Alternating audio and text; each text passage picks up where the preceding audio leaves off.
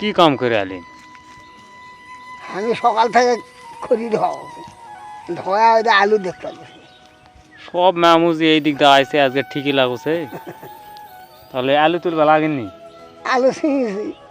সিঁচা দিয়ে বসে আছি। হয়, মুসলমানের উপর অত্যাচার বেশি।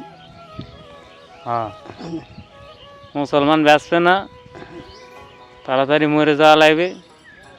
ইয়া করো, নামাজ বন্দি পড়ো, যে কোনো সময় বোমা পড়বে উজা মাসা দিন। বিপদ। হ্যাঁ, আর কৃষি কাম করো, খাও, শহরত থাকা যাবে না। এই গই গাঁওতে আছি, কোনো টেনশন নেই, বোমা টোমা পড়বে না। বোমা পড়লে আগে শহরত পড়বে, বুঝা পারনি? ওই টেনশন নেই, পড়ুক। 2-4টা বোমা পড়লে মুসলমানকে শিক্ষা হবে। মুসলমানরাই হলো বড় বড় শয়তান, কারোর মধ্যে কোনো মিল নেই, বুঝা পারনি? এই জন্য ওরকক দিয়ে ওরকক ঘোতা মারো। লাঠি দিয়ে লাঠি। হ্যাঁ, মানে মুসলমানও কি লাগে দাওছে ইহুদিরা, তোরাই বসা।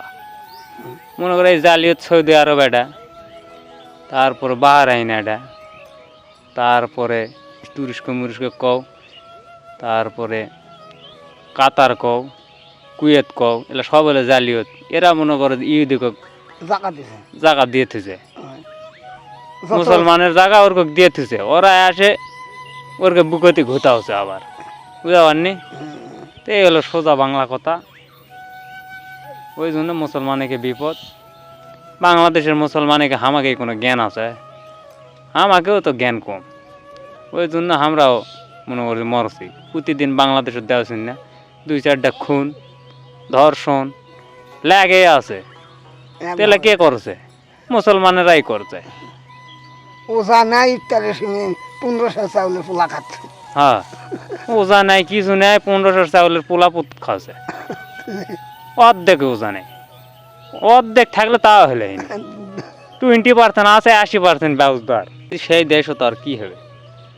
তাই যে বেঁচে আছি আমরা, আল্লাহর কাছে শুকরিয়া কও। ওরে সুবহানাল্লাহ।